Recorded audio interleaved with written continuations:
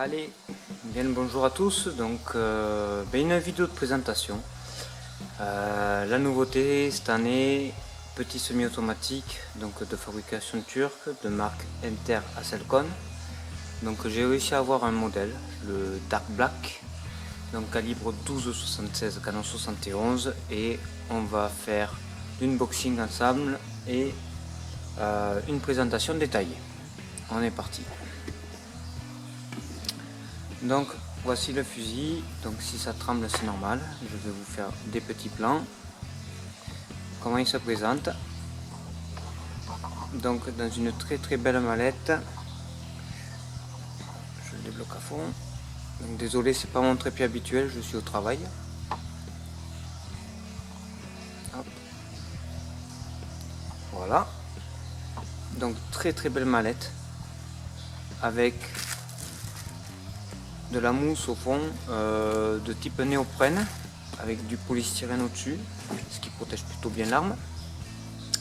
On est sur une arme d'un budget, on va dire dans les 700 €, donc tout petit budget.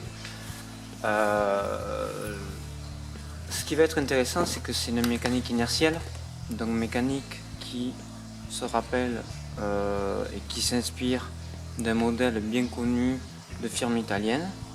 Je vais vous monter le fusil. Donc les bois ne sont pas vilains. Je ne sais pas si vous arrivez à bien voir. Hop. Le devant il est plutôt joli. On va monter ça ensemble.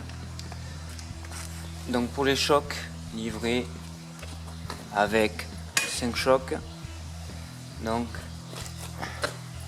c'est des chocs pareils qui nous font penser à des chocs de la même marque italienne. Ce sont des chocs de 70 mm. Bien sûr, pas de canon suralésé, on est sur des armes de 18-4. Ça va être pas mal.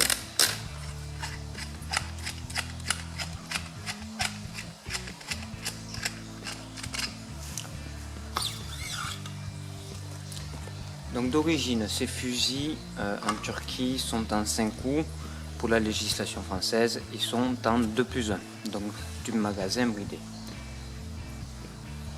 Le canon, donc monobloc avec le capot supérieur qui lui n'est pas démontable, je ne pense pas. Le devant, le passer en fait ici, on vient l'amener contre. Et en fait, il faut passer l'ensemble longuesse et canon. Voilà, donc le fusil est monté. Hop, je vais vous faire un gros plan. S'il veut bien tenir. Je glisse. Voilà. Allez, hop, on est parti sur le gros plan du fusil. Donc en plus, j'ai un très bel éclairage ici. Ça change de chez moi. Donc voilà le fusil une fois monté.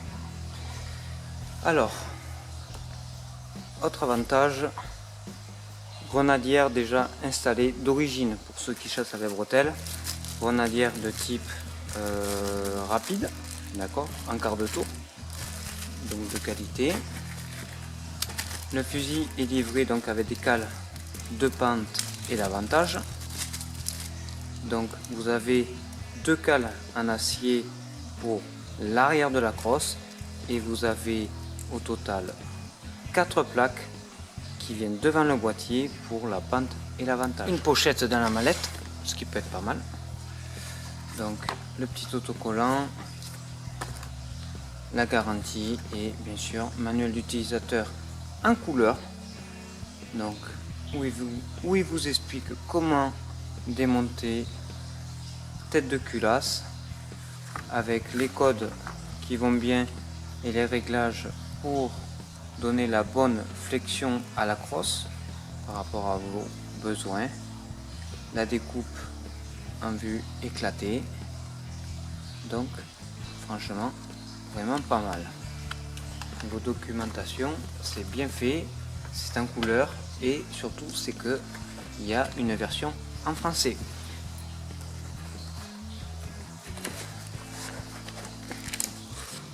clé à choc, donc ça c'est type clé à choc universelle, multicalibre, peu cher à fabriquer. Maintenant on va passer un peu dans les détails. Donc vous avez, quand on arme, la culasse qui reste en arrière, le bouton de déverrouillage qui est assez grand. Voilà. Ici, comme sur plusieurs autres fusils italiens, le système pour bloquer la culasse en arrière. Donc là, elle repart à chaque fois. On appuie dessus, tac, on tire en arrière, on appuie, ça repart. Donc pour l'instant, le tube, enfin le poussoir, le tube magasin, franchement, le ressort, il a du jus et la culasse, elle repart plutôt bien. Voilà. Je vais vous faire voir l'autre côté du fusil. Donc, elle est marquée Interaslan, Turquie bien sûr, et le canon.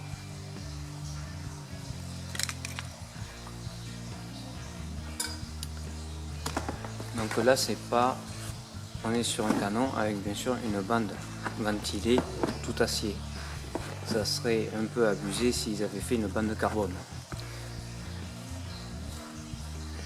Quoi dire d'autre sur ce fusil? Donc chambré 76, bien sûr, et pour billes d'acier. On va démonter un choc pour s'amuser. Je vais redémonter le fusil.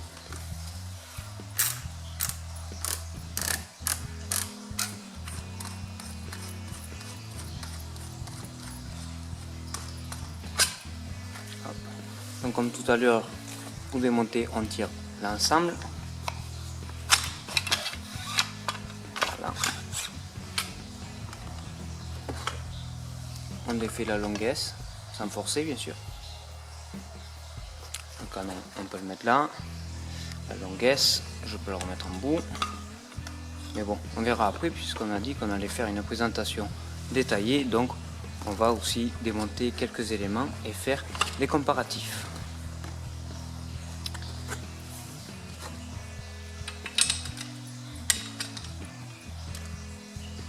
J'ai oublié de mentionner petit guidon fibre optique.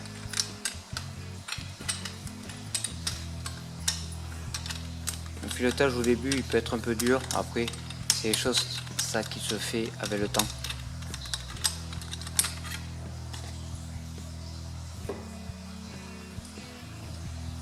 Donc c'est fusil garanti 5 ans.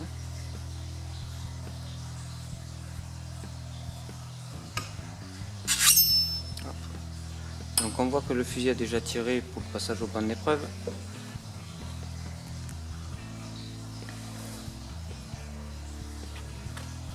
Et là je vais chercher un choc et je reviens. Donc me revoilà avec un choc de type Optima Choc Plus, d'accord, d'origine Beretta Benelli, pour ne pas citer. Et je vais mettre un peu de graisse et voir s'il se monte sur ce fusil. Ou est-ce que ce fusil a des chocs spécifiques? Alors hop, un peu de graisse.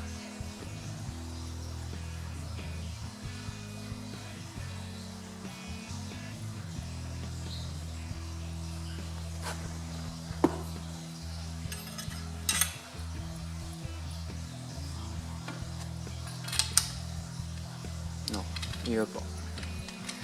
Donc c'est pas les mêmes chocs, même s'ils se ressemblent, ce n'est pas du tout les mêmes chocs. Donc la similitude est là, mais c'est pas les mêmes. Pour ceux qui seraient tentés de mettre des chocs de Benelli. Hop, un peu de graisse. Voilà. Là, ça s'emboîte parfaitement. Et il force pas. Donc, on peut en déduire déjà que les chocs sont spécifiques à ce fusil. J'ai essayé de mettre un choc Benelli d'origine, il se monte pas.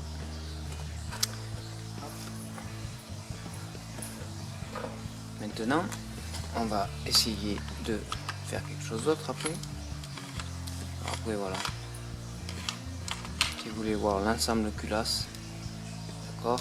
Donc culasse à système rotatif est marqué, je sais pas si on va le voir, Inertia Technologie, et l'intérieur de la sous-garde.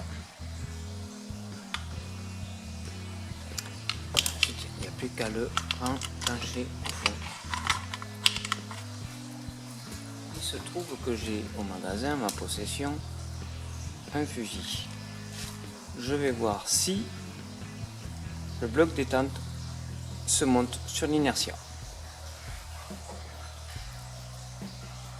Donc là, j'ai défait la sous-garde qui est toute sale, hein, une célèbre marque, et maintenant on va voir si celui-là il y va. Hop. Bon, celui-là il est un peu plus dur. Enlever, c'est normal, il est neuf.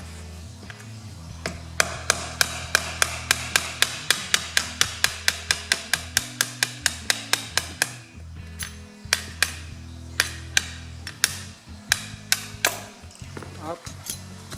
Donc l'axe est extrait, d'accord, depuis là. Est-ce que c'est la même?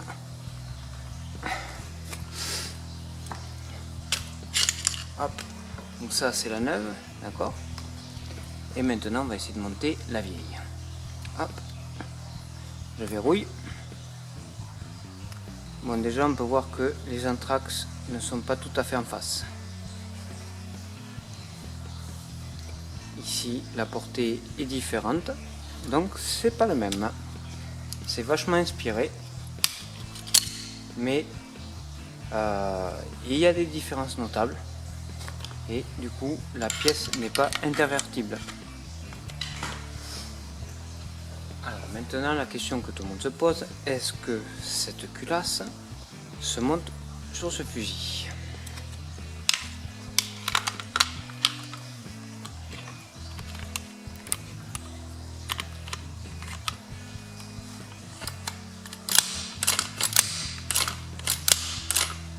Pour l'instant, ça veut jouer. Donc, maintenant,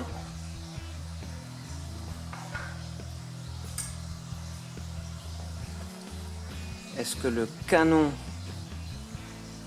donc cryo, ouais, bande carbone, qui lui est démontable, rentre dans le logement?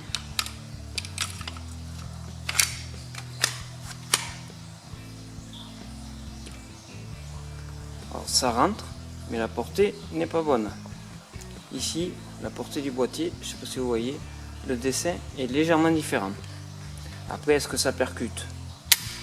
Ça percute.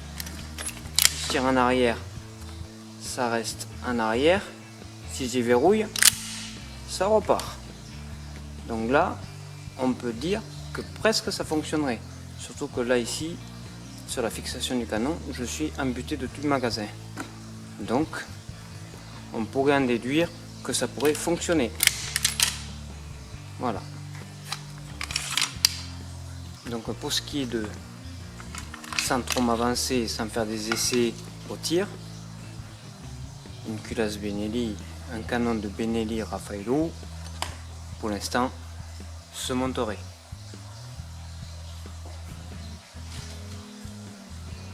Ce qui est de la sous-garde, là par contre, non. Alors ce qui est dommage, c'est que ce capot, lui, ne se sort pas. Que sur le Benelli, il se sort. C'est un peu dommage, mais bon. Après, c'est peut-être pour faire des fabrications à moindre coût. Mais là où c'est frappant, par contre, c'est la biellette qui a la même forme et je pense le même poids que celui du Benelli. Alors, verdict. Que dire de ce fusil Interathlon? Alors, déjà, on a remarqué que les chocs Benelli d'origine ne se montent pas sur le canon. Ça, c'est le premier point. Le bloc détente du Benelli Raffaello ne se monte pas, même s'il se ressemble, il ne se monte pas. Par contre, de ce qui est de la culasse et de l'ensemble canon capot, ça se monterait. J'ai pas voulu faire d'essai, bien sûr, parce que c'est une arme sous garantie et que j'ai pour faire des essais. Donc, on va pas s'amuser à faire des tests qui pourraient nuire déjà à l'arme ni nuire au tireur. Donc voilà, c'était juste pour faire un point de comparaison. Est-ce que clairement ça ressemble à un Benelli Raffaello? Oui, sur de nombreux points techniques. Après, à voir à l'usage, puisque bientôt je vais vous faire l'essai de ce fusil. Maintenant, pour parler des fusils donc à système inertiel, il y a des petits points à savoir. Il y a, quand un fusil est neuf comme ça, vous avez un ressort récupérateur derrière. Il y a un rodage à faire. Tout de suite, il ne faut pas lui faire avaler que des 36 grammes. Il faut lui faire avaler de la 28, de la 32, le faire cycler avec des petites charges et monter graduellement, redescendre et faire le yo-yo, afin d'habituer le système de ressort récupérateur qui lui a une tension et un tarage spécifique pour faire cycler l'arme correctement. Donc au début, s'il y a des enrayements avec du 28 grammes, c'est normal, mais il faut insister et il va se faire au fil du temps. Donc c'est très déterminant sur un fusil inertiel de faire un bon rodage. Plus le rodage sera bien fait et sans lui en mettre des caisses à la figure, c'est-à-dire des grosses charges, plus déjà la durée de vie de l'arme sera meilleure et surtout ses qualités en termes de longévité et de fonctionnement seront accrues. Ça c'est comme un rodage de moteur de voiture. Autre chose, système inertiel, quand vous prenez la pluie, vous êtes à la chasse, il pleut, il y a de la pluie qui rentre dans le boîtier, d'accord, qui suinte et qui va au fond, donc ici, donc là où vous avez l'axe du tube récupérateur, l'eau vient stagner ici et fait rouiller le poussoir ainsi que le ressort. Petite astuce, quand vous revenez de la chasse, le fusil, vous le prenez et vous le posez tête à l'envers, que toute l'eau reparte vers l'avant. Ça évitera de faire rouiller toutes ces pièces essentielles à l'arme. Voilà, donc c'était la présentation de ce nouveau fusil distribué par la Sidam, donc à Selcon modèle. Donc celui-là c'est le black, il y a d'autres finitions, il y a le bronze pur, il y a le bottom, il y a le synthétique, enfin voilà. Après je ne sais pas ce qui sera disponible pour l'instant cette année car tout est un peu compliqué. Mais voilà, et bientôt donc on va se retrouver pour l'essai sur le terrain de ce fusil. Donc je pense au début lui faire avaler un peu de 28, un peu de 32 grammes, ou les deux. Et puis après on montera dans les charges, je vous dirai mon ressenti par rapport au recul, par rapport aux performances du canon, puisque j'ai eu essayé déjà un Benelli, j'aurai un point de comparaison à faire. Autre petit point que j'ai oublié de vous annoncer, dessus le fusil est équipé d'une plaque de couche de 20 mm, donc de quoi largement absorber le recul de la plupart des charges. Voilà, donc rien à dire de plus, c'est une nouveauté, ça me fait penser un peu quand les ATA SP Black étaient sortis, certains étaient réticents, je fus l'un des premiers à essayer et à valider ce fusil, à dire que ça fonctionnait très bien. La preuve qu'il y en est, c'est que nous-mêmes au magasin on en vend toujours et j'en ai très peu vu en SAV. Voilà, et là c'est à peu près la même chose. Donc autant le SP Black, c'est la copie du Beretta S55, S56, où on peut même aller dire jusqu'au Silver Pigeon, puisque même dessus j'ai réussi à monter sur un ATA pour m'amuser un canon de Beretta Bécassier, le RS. Donc voilà. Et là celui-là, ça me fait penser vraiment au Benelli, on va pas se cacher les mots, ça nous fait penser au Benelli.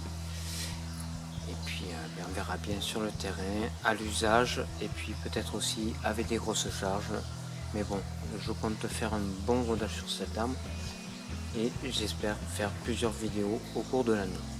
Allez, sur ce, je vous souhaite une bonne journée, une bonne soirée. La migration a bien démarré aussi. Donc, courage à tous les paloumailles qui sont dans leur cabane là pendant un mois, voire 2 mois. Puis n'oubliez pas, ramassez vos douilles. Alors ça aussi, c'est pour ça que j'ai pas beaucoup de semi-auto, voire pas du tout. Je déteste ça. Pourquoi? C'est ramasser les douilles. C'est pas le fait de les ramasser qui m'importe, c'est surtout de les retrouver. Et ça me fait chier des fois de chercher dans les ronciers, des trucs comme ça, les douilles. Mais bon, voilà. Et bien on va faire quand même un peu de vidéo en semi-auto. Et puis je vous dis à bientôt.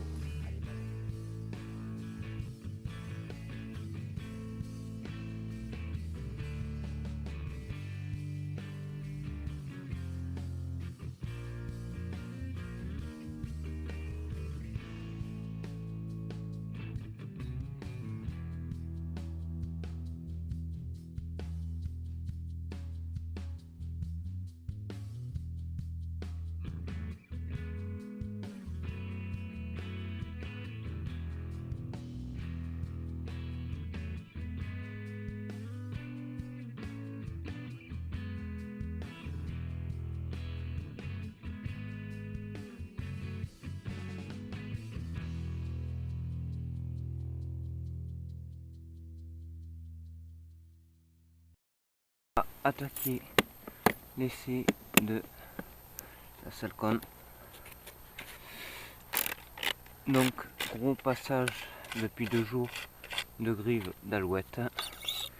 Donc on va essayer de faire cette chasse là du petit migrateur. Donc là j'ai mis comme sur la vidéo le full choc. Et niveau cartouche j'ai pris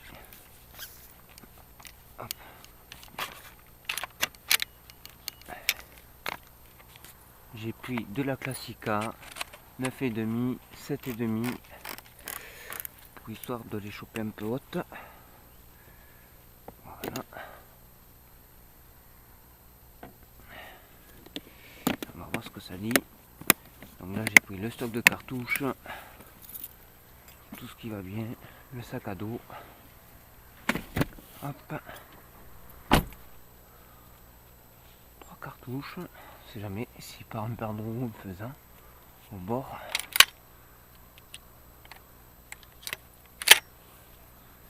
Donc pareil, culasse inertielle, faut pas la raccompagner.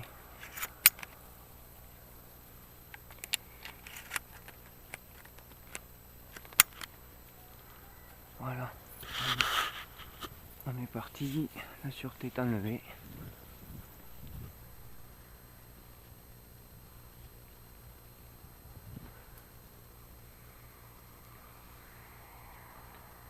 Bon, après laisser du fusil, ça peut être sur du pigeon.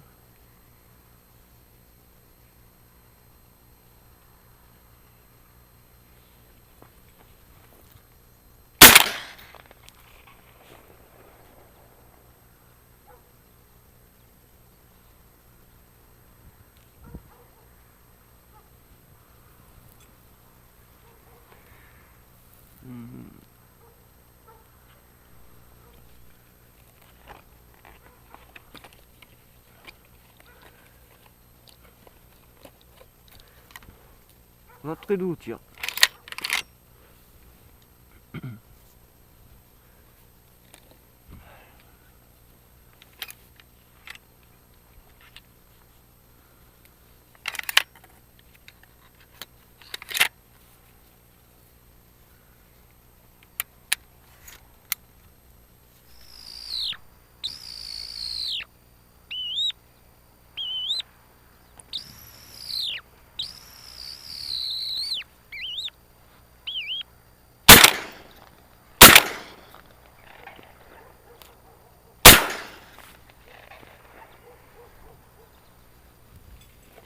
Ça va de la loin.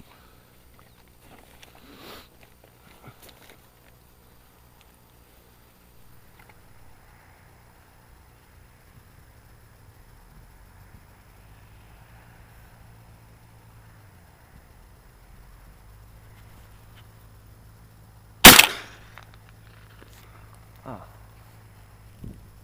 un oiseau. Ouais, mais je crois qu'il porte énormément.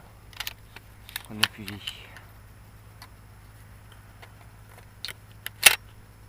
Avec une veste en moins, ça va mieux.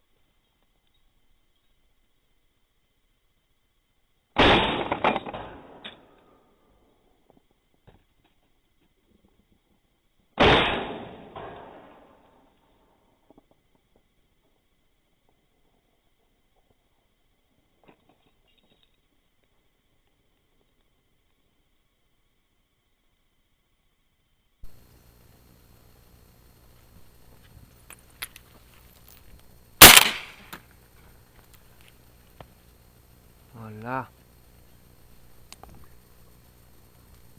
Ça c'est du tir.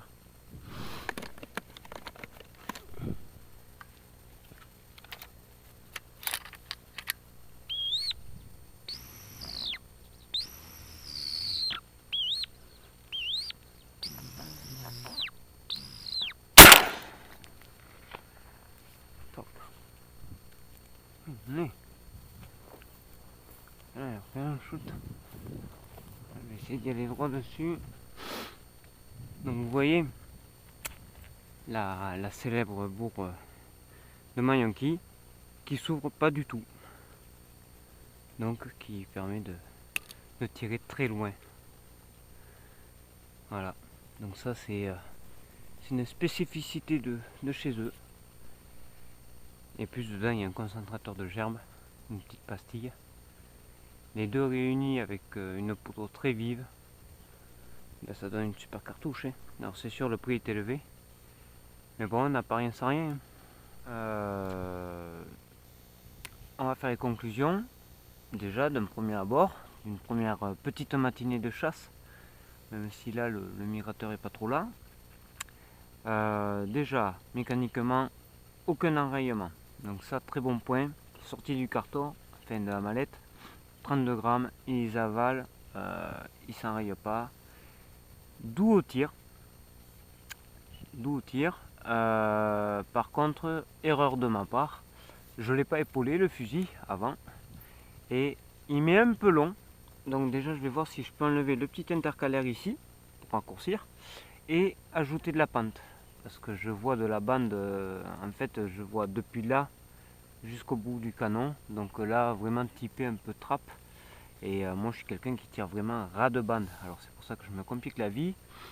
En parlant de complications de la vie, j'ai mis le full choc au bout. Je pense que c'est un fusil qui porte.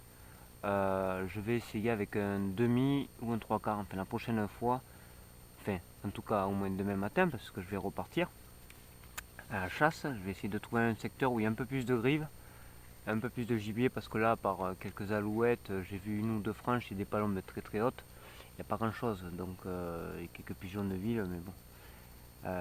Voilà, je vais essayer de trouver un petit spot, me faire inviter à un endroit où il y a de la grive pour l'essayer un peu plus profondément. Et je vais y mettre, je pense, le demi-choc, puisque demi-choc c'est quelque chose avec lequel on a un très très bon rendement. Voilà. Et puis bien, après, déchargement. Alors je dis pas que j'ai pas tiré ce matin, j'ai tiré. Mais la pente ne me correspond vraiment pas, ni la longueur, enfin pas trop toujours. Je pense que je peux mieux faire. Je peux largement mieux faire avec un fusil comme ça. Donc après, je fais venir les cartouches, tac, hop, allez, ah oui, voilà, voilà. Mais en tout cas, ça fonctionne très bien. Le fusil est léger, donc là, pour le poste, c'est pas mal d'avoir un fusil léger. Je vais pouvoir le nettoyer un peu. Et puis, je vous dis à bientôt. Je vais continuer l'essai de ce fusil. Et voilà, allez, bye bye.